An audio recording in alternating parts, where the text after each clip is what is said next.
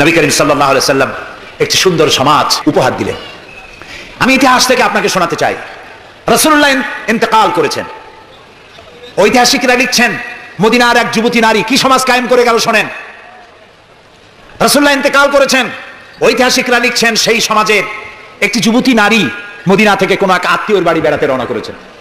যেতে যেতে আত্মীয়র বাড়ি পৌঁছবার আগেই সন্ধ্যা হয়ে গেল। মনে মনে ভাবলো, এখন যদি আমি কোনো পরপুরুষের সামনে পড়ি তাহলে তো আমার সতীত্ব যাবে, অলঙ্কারাদিও যাবে, সারা জীবনের লালিত সম্পদ নষ্ট হয়ে যাবে।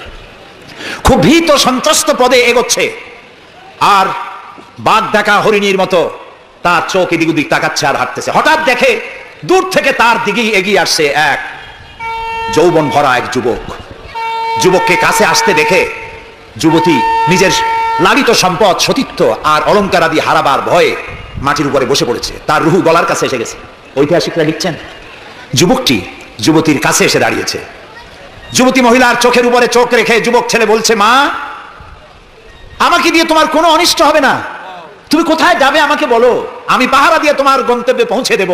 আমার পরিচয় শোনো, আমি মুসলমান। সুবহানাল্লাহ। রাসূলুল্লাহ এই মুসলমান বানিয়েছিলেন, এই সমাজ বানিয়েছিলেন।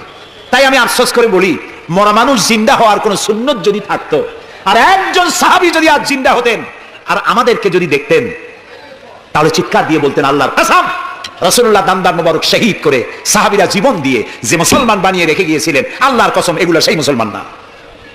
আমাদের চরিত্র এই পর্যায়ে পৌঁছে গেছে। রাসূলুল্লাহ সাল্লাল্লাহু আলাইহি ওয়াসাল্লাম ইসলাম দিয়ে মানুষকে একটি সুন্দর সমাজ দিয়েছেন।